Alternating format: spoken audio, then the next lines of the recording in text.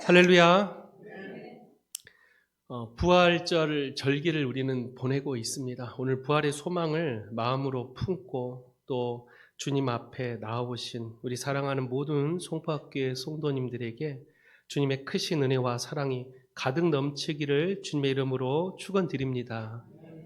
우리 옆 사람과 눈 인사를 이렇게 방긋 웃어주면서 인사하겠습니다. 예수님의 부활을 마음속에 품으세요 라고 인사합시다.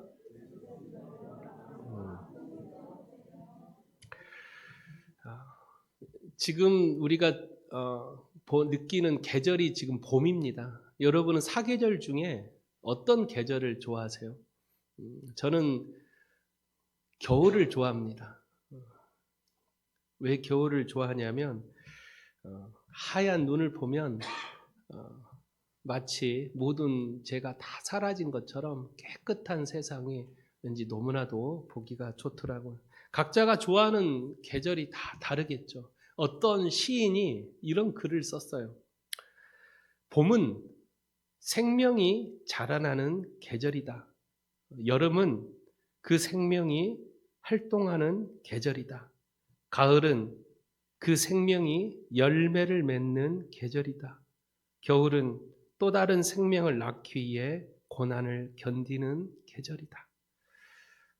이 글을 읽을 때 참 와닿는 글이었습니다. 우리가 사계절을 늘 해년마다 똑같은 계절을 보내고 있지만 그 계절마다 생명은 싹트고 있고 움트고 있다라는, 우리 주변에 지금 봄이 되어서 많은 꽃과 이 풀잎들이 싹을 틔우고 있는 것을 볼 수가 있습니다. 그것을 참 보고 있노라면 생명의 위대함, 생명의 아름다움을 느낄 때가 참 많이 있습니다. 우리 교회 옆에 하단에 가보셨어요? 우리 하단에 뭐가 심겨져 있죠? 하단에 뭐가 심겨져 있어요? 상추도 심어져 있고 꽃도 심어져 있고 고추도 심어져 있고 또 뭐가 심어져 있을까요? 방울토마토도 심어져 있고 나무가 두 그루 있는데 뭐가 심어져 있어요? 하나는 앵두나무, 하나는 대추나무, 이렇게 심겨져 있어요. 제가 주중에 2번씩 물을 줘요. 그러면 물을 주면서 한 가지 놀라운 것을 발견하게 됩니다. 특히 대추나무가 작년에 열매를 하나도 맺지를 못했어요. 그래서 이 대추나무가 죽었나 보다. 이 대추나무 이제 뽑아야 되나? 라고 1년을 기다렸는데 올해 봄이 딱 되니까 그 대추나무에 뭐가 솟아났어요? 새싹이 너무 많이 솟아났어요. 그 새싹을 보면서 아직 이 대추나무에 생명이 붙어 있구나 라는 생각을 하게 됩니다. 물을 주니까 이 새싹이 자라나는 걸 보니까 어때요? 물을 주는 사람이 너무 기쁜 거예요. 이걸 보면서 하나님께서도 이런 생각을 하고 있진 않을까? 우리 모든 성도들에게 하나님의 은혜의 담비를 다 부어주시는데 어떤 사람은 믿음의 새싹이 막 자라나고 있어. 근데 어떤 사람은 믿음의 새싹이 자라나지 않아. 물을 주시는 하나님께서 보셨을 때 어떤 사람을 보며 기뻐하실까? 우리에게 하나님의 사랑의 담비, 은혜의 담비를 우리에게 뿌려줬을 때 우리 모든 성도들이 믿음의 새싹이 돋아나고 그 새싹이 자라나 열매를 맺기까지 주님은 지금도 우리를 지켜주고 계신다라는 그 은혜를 여러분들 경험하는 우리 사랑하는 모든 송파학교 성도들이 되시기를 주 이름으로 축원드립니다.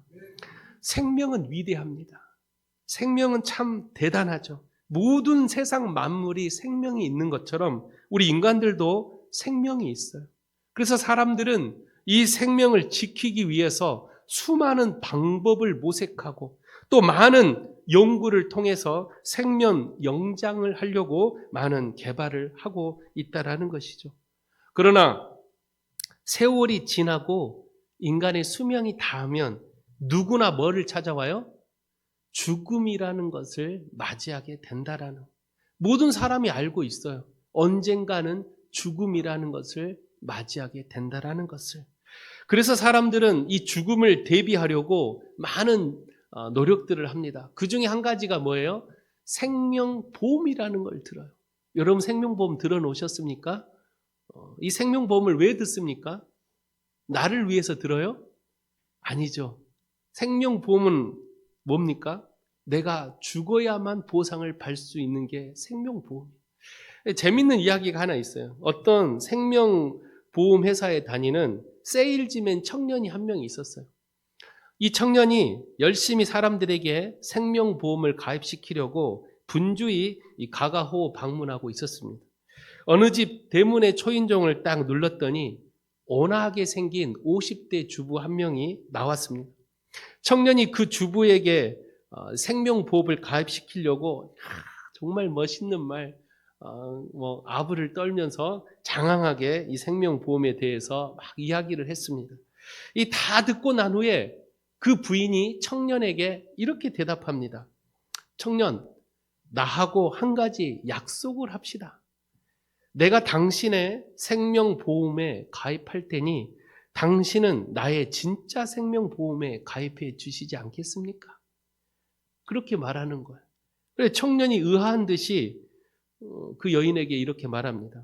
보험에 무슨 진짜와 가짜가 있습니까? 혹시 제 신분이 의심스러우신가요? 저는 어떤 제약회사에 다니고 어떤 보험회사에 다니고 어떤 사원입니다 라고 자기의 스펙을 막 자랑하는 거예요. 저의 생명보험은 진짜입니다 라고 자신 있게 소개합니다. 그러자 이 부인이 이 청년에게 이렇게 말합니다. 내가 말하는 진짜 생명보험은 당신의 생명보험과 다릅니다. 당신이 말하는 생명보험은 내가 죽어야 그 보상을 내 가족들이 받겠지만 내가 말하는 생명보험은 죽지 않고 보상을 받을 수 있는 보험입니다. 이 말을 들었던 청년이 이해할 수 없다라는 얼굴로 그런 보험이 있으면 세상 사람들 다 듣겠죠. 다 들겠죠. 라고 이야기를 했더니 이 부인이 온화하게 웃음을 지으며 그 청년에게 생명보험에 대해서 이야기를 해 주었습니다. 이 청년이 그 이야기를 다 듣고 난 후에 나도 그 생명보험에 가입하겠습니다 라고 말한 후에 예수를 영접하고 천국보험, 생명보험에 가입했다라는 이야기입니다. 사랑하는 성도 여러분, 사람들은 이 땅에서 편안한 삶과 또한 자신이 죽은 후에 자신의 가족들과 자녀들에게 그들을 위하여 생명보험에 가입하는 사람들이 참 많습니다. 그러나 한 가지 우리가 알아야 될 사실은 우리가 들고 있는 세상의 보험은 다 모두가 썩어질 육신을 위해 그 보험에 들고 있다라는 것입니다. 하지만 천국보험은 영원한 생명보험으로서 그리스도 예수를 영접함으로 우리가 죽지 않고 그 보상을 받는 영생의 축복이라는 것을 여러분 꼭 기억하시기를 주 이름으로 부탁드립니다. 그래서 오늘 본문에 예수님께서 그 천국 보험에 대해서 말씀을 하십니다. 25절, 26절의 말씀인데 다 같이 한번 이 말씀을 합독하겠습니다. 시작. 예수께서 이르시되 나는 부활이요 생명이니 나를 믿는 자는 죽어도 살겠고 무릇 살아서 나를 믿는 자는 영원히 죽지 아니하리니 이것을 내가 믿느냐. 할렐루야. 여러분 이것을 믿습니까?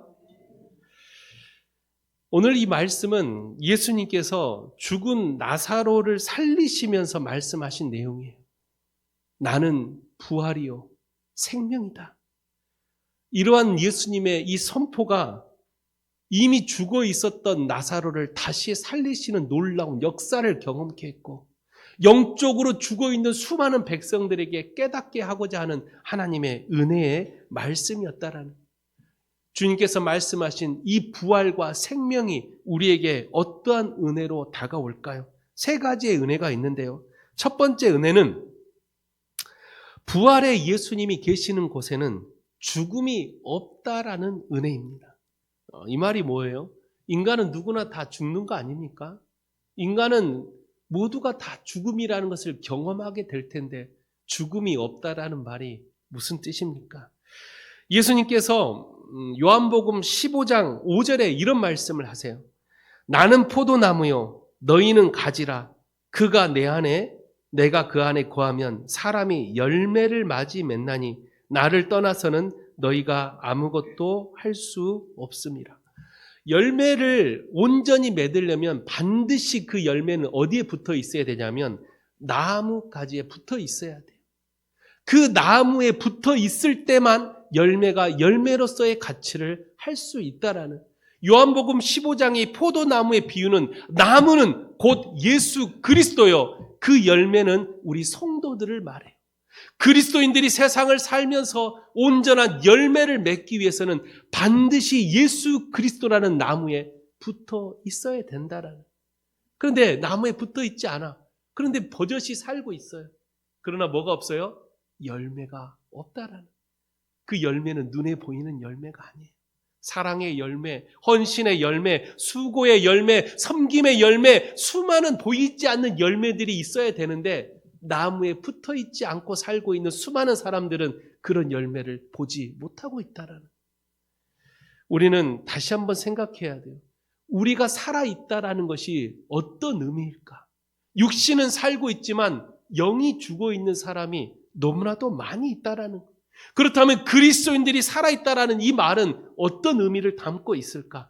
그리스도인들이 살아있다라는 것은 바로 우리 안에 예수 그리스도가 함께하고 있을 때 우리가 살아있다라는 표현을 하는 거예요. 우리 성도들은 어디 가서 육신이 살고 있는 걸 살아있다라고 그렇게 생각해서는 안 됩니다. 진정한 그리스도인들은 내 안에 예수님이 살아 계셔야 돼요.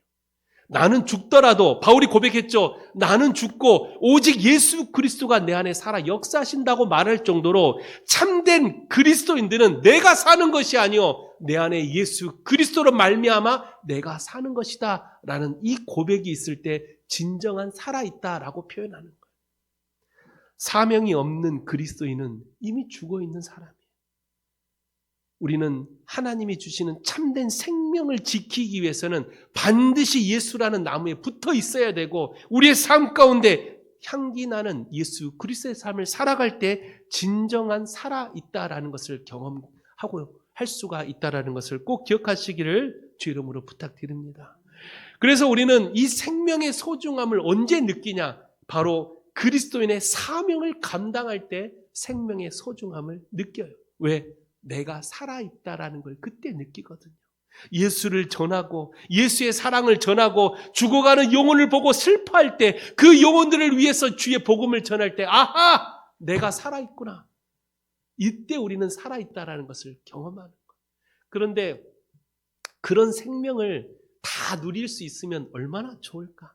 모든 그리스도인들이 그런 생명을 다 경험하면 얼마나 좋을까? 버젓이 교회는 다니는데 그 생명을 잃어버린 사람들이 너무나도 많다라는 거예요. 그래서 예수님께서 마태복음 7장 14절에 이렇게 말씀하십니다. 생명으로 인도하는 문은 좁고 길이 협착하여 찾는 자가 적음이라. 그곳에 생명이 있는데, 그곳에 진짜 생명이 있는데 그 생명을 찾는 자는 적다라는 거예요.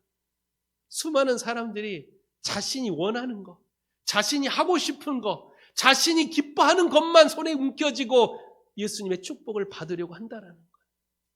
진짜 생명은 저 좁고 협착한 곳에 있는데, 진짜 생명은 저 가시밭길에 있는데 우리는 진짜 생명을 놓쳐버리고 우리는 살고 있다라는 거예요.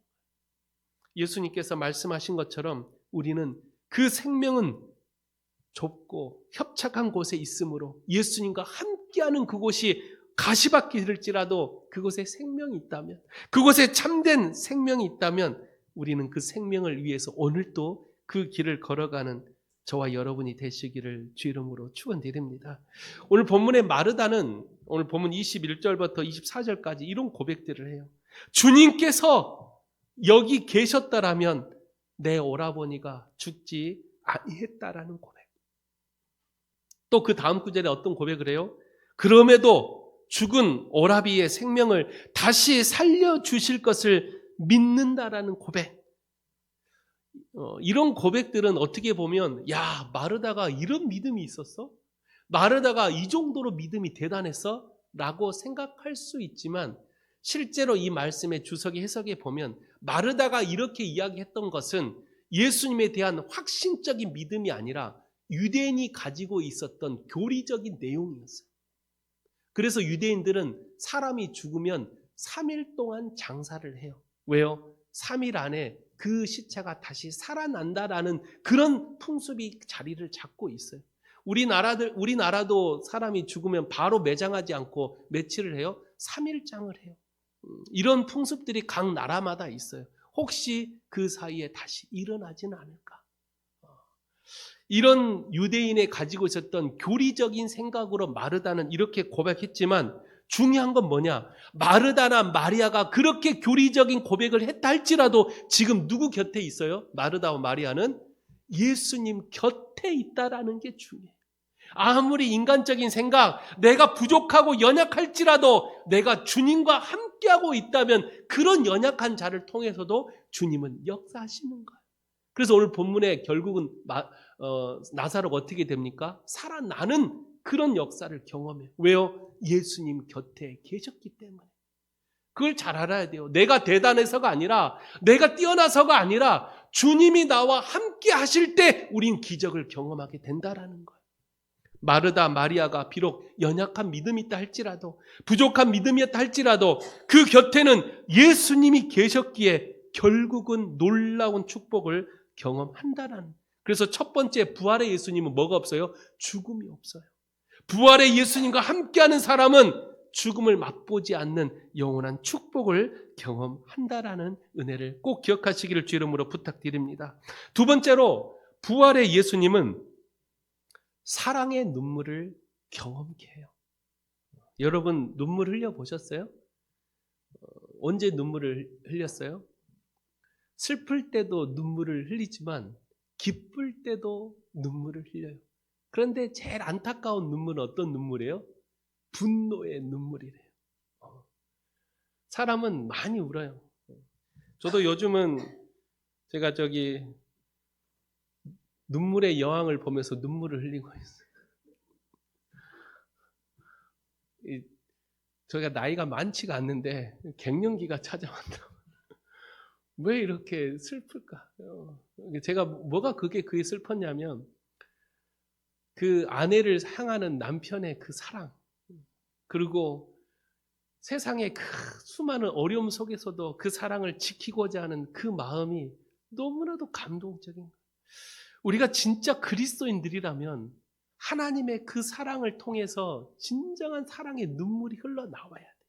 오늘 예수님도요, 오늘 본문에는 읽진 않았지만 오늘 35절에 보면 한번 보세요. 오늘 요한복음 11장 35절에 보면 예수님이 어떻게 하셨다고요? 예수님께서 눈물을 흘리셨대요. 예수님이 왜 눈물을 흘리셨을까? 예수님이 흘렸던 눈물에는 어떤 의미가 담겨져 있을까? 이 눈물에는 두 가지의 의미가 담겨져 있어요. 하나는 그 당시 예수님 곁에 있던 사람은 마르다 마리아만 있었던 게 아니에요. 수많은 유대인들이 함께 했다고 말해요. 그래서 그 35절 앞뒤를 읽어보면 막 유대인들이 그런 이야기를 해요. 야, 저 사람 병자를 고치던 그 예수 아니냐? 하면서 수많은 사람들이 예수님을 놓고 알가불가해요. 그만큼 수많은 백성들이 예수님을 보면서 진짜 메시아인지를 깨닫지 못하고 자신의 생각과 자신의 마음속에 그런 예수님을 판단하고 예수님을 논쟁하고 있었다라는 거예요. 예수님이 흘렸던 첫 번째 눈물은 그들을 향한 연민의 눈물이었어요. 안타까운 눈물. 메시아를 보지 못하는 저 영적인 눈이 닫혀있는 불쌍한 영혼들에 대한 눈물.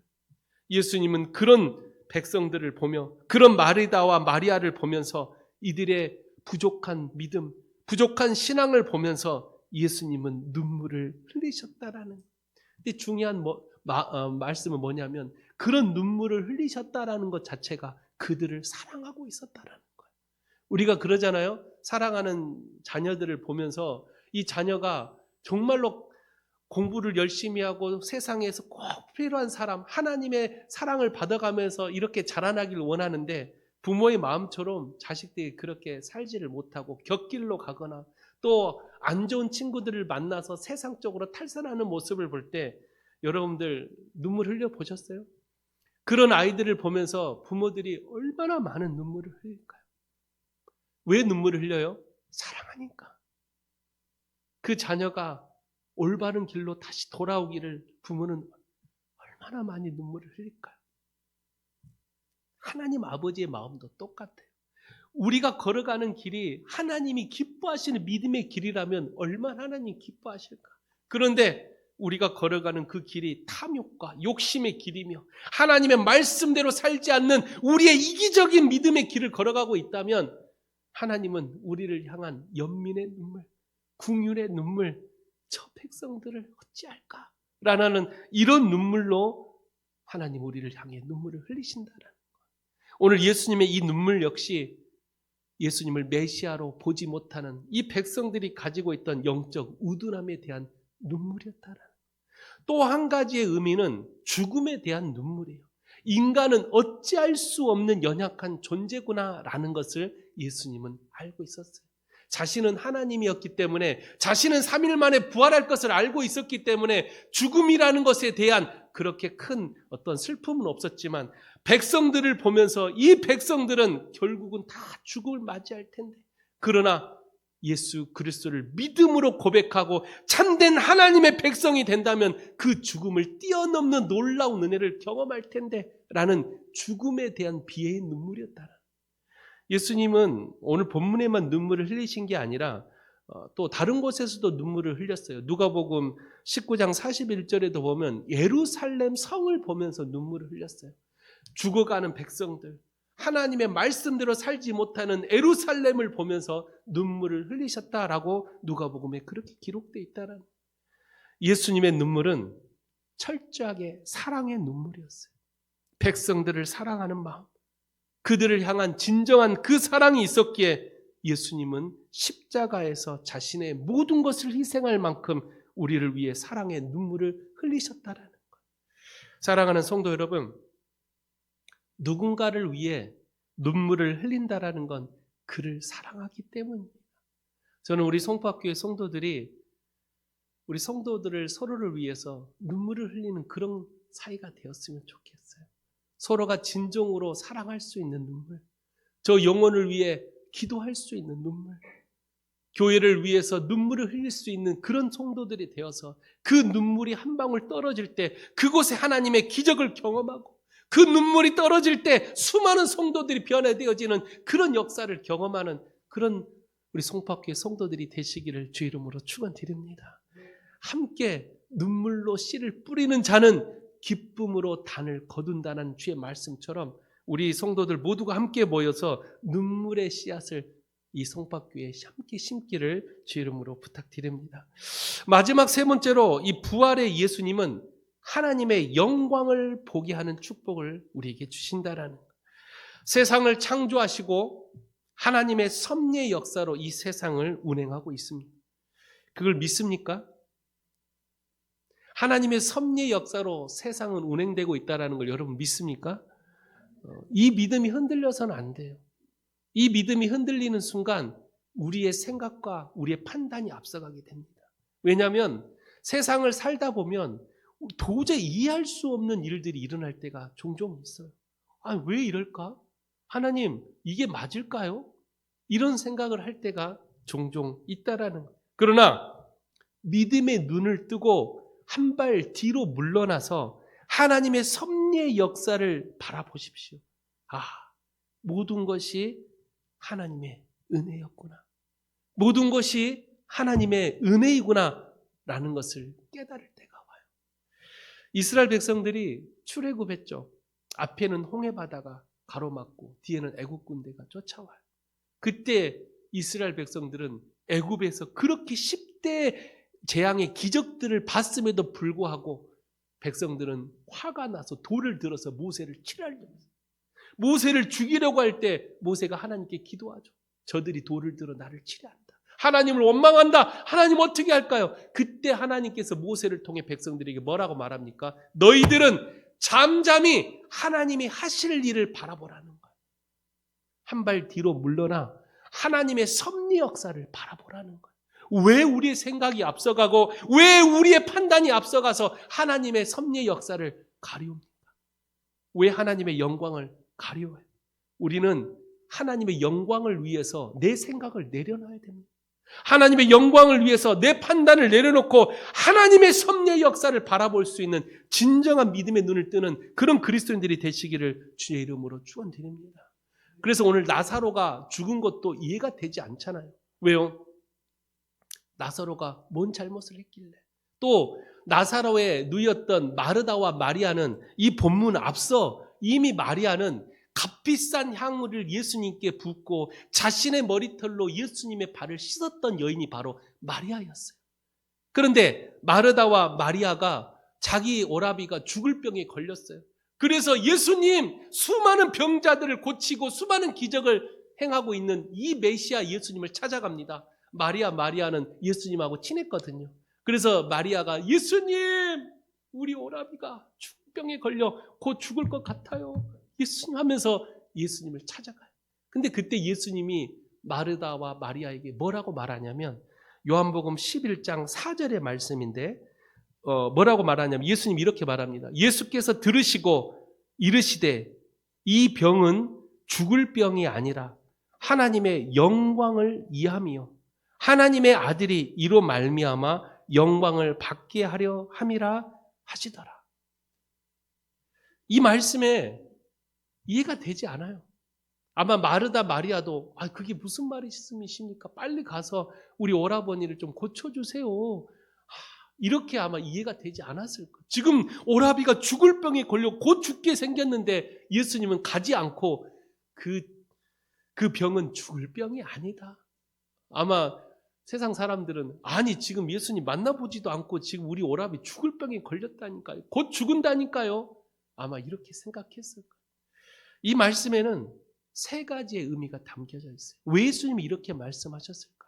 첫째는 예수님은 전지전능하신 신성을 가진 분이라는 것을 보여주는 말씀이에요.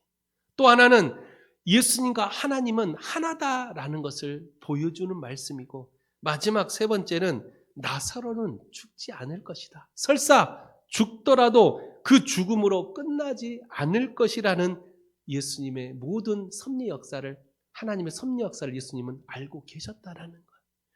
그런데 결과는 어떻게 됐어요? 예수님이 나사로를 만나지 않아가지고 나사로가 죽어버렸어요. 그것도 며칠이 지났어요? 4일이 지나버려요. 보통 유대인들이 3일장을 하는데 4일이 지나도록 예수님이 나사로를 만나지 않았다라는 인간적인 생각으로는 도저히 이해가 되지 않아요. 아마 마르다 마리아는 예수님을 좋아했지만 자기의 오라비가 죽은 후에는 아마 예수님께 서운한 마음이 들었을 거예요. 그렇게 수많은 병자들을 다 고쳤던 예수님이 왜 우리 오라비는 고쳐주지 않았을까? 왜 우리 오라버니를 찾아와서 그 죽을 병을 만져주지 않았을까? 너무나도 서운하다. 너무나도 예수님 싫다라고 그런 생각이 들었을지도 모릅니다. 그러나 죽은 지 사흘 후에 찾아갔던 예수님의 그 의미는 인간의 생각으로는 도저히 할 수 없는 그 이상을 예수님은 보여주고자 4일을 기다렸던 거예요. 왜요? 3일 안에 찾아갔다면 아까 제가 처음 뭐라 그랬어요? 유대인들의 풍습은 3일 안에 혹시 살아날 수 있다라는 의미 속에 3일장을 해요. 그런데 예수님이 3일 안에 찾아가서 나사로를 살리면 아니야, 예수님의 능력이 아니라 살아날 수 있었던 사람이야 라고 그렇게 생각한다는. 그래서 예수님은 3일이 아니라 며칠? 4일. 이미 인간적인 생각으로는 끝났다라고 생각하는 그 3일이 지난 후 4일 만에 나사로를 만나러 갔다라는 거예요. 예수님은 나사로를 4일 만에 만났을 때 그때 마르다가 뭐라고 말해요? 마르다가 말하기를 오늘 본문 17절에 예수께서 아버지 나사로가 무덤에 있은지 이미 나으리라 라고 말을 해요. 그때 이 마르다는 이미 자기 오라버니가 4일이 됐기 때문에 뭐라고 말하냐면 냄새가 난다라고 말을 해요. 그 말은 뭐예요? 끝났다라는 거예요. 이미 끝났어요. 예수님 시체에서 썩은 내가 나요. 끝난 것 같아요. 이러한 인간의 생각이 끝났다고 생각할 때 주님은 역사하십니다. 그리고 나사로를 살리시기 직전에 말씀하신 요한복음 11장 40절의 말씀. 예수께서 이르시되 내 말이 내가 믿으면 뭐요? 하나님의 영광을 보리라 하지 아니하였느냐? 하나님의 영광을 볼 수 있는 믿음은 내 생각을 내려놓을 때 하나님의 영광을 봐요. 이스라엘 백성들이 돌을 들어 모세를 치료했을 때 그 돌을 내려놓을 때 홍해 바다가 갈라지는 기적이 일어나는 거예요. 내 생각과 내 판단을 내려놓을 때 비로소 하나님의 영광을 보게 되는 역사를 경험한다는 거예요. 나사로가 죽은 지 사흘 됐지만 4일이 지났지만 인간의 끝났다고 생각하는 내 판단을 내려놓을 때 그제서야 예수님은 나사로에게 나사로야 일어나 나오너라.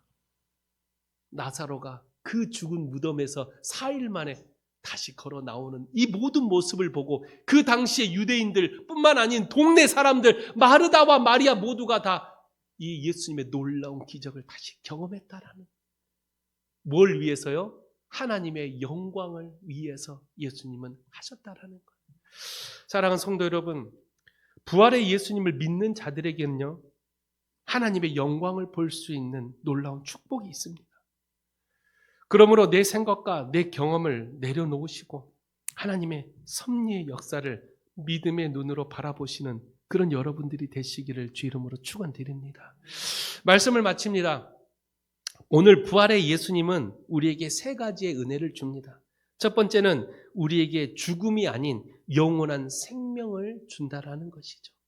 두 번째는 부활의 예수님은 사랑의 눈물을 경험케 하신다라는 것입니다. 마지막 세 번째로 부활의 예수님은 하나님의 영광을 보게 하는 축복을 주신다라는 것입니다. 여러분 마음속에 부활의 예수님을 품고 오늘을 살아가는 수많은 이 세상 가운데 영원히 죽지 않는 영생의 축복을 받으시고, 부활의 예수님 마음속에 있는 사람은 세상에 죽어가는 영혼을 보면서 눈물을 흘릴 수 있는 그런 축복의 사람이 돼야 된다라는. 그리고 마지막으로 뭐라고요? 부활의 예수님 마음속에 품고 있는 사람은 내 생각과 내 판단이 아닌 하나님의 영광을 보는 기적을 경험한다는 것입니다. 그런 송파교회 성도님들이 되어서 모두가 다 그런 하나님의 은혜 안에 거하시는 축복받는 성도님들이 되시기를 주님의 이름으로 축원드립니다. 기도하겠습니다. 거룩하신 하나님 아버지, 오늘 부활의 예수님을 마음속에 품고 오늘도 이 힘든 세상을 살아가는 우리 사랑하는 송파교회 모든 성도들에게 부활의 예수님은 영원히 죽지 않는 영생의 축복을 맛보게 하고, 부활의 예수님은 죽어가는 영혼을 보면서 눈물을 흘리는 사랑의 눈물을 경험케 하고, 부활의 예수님은 우리의 생각과 내 판단이 아닌 하나님의 섭리의 역사, 하나님의 영광을 경험케 하는 놀라운 은혜를 주신다고 하셨사오니 우리 사랑하는 모든 성도들이 마음속에 부활의 예수님을 품고 오늘도 각자의 자리에서 승리하는 복된 성도들이 되게 하여 주시옵소서. 모든 것을 주께 탁하며 살아 역사하신 예수 그리스도 이름으로 기도하옵나이다. 아멘.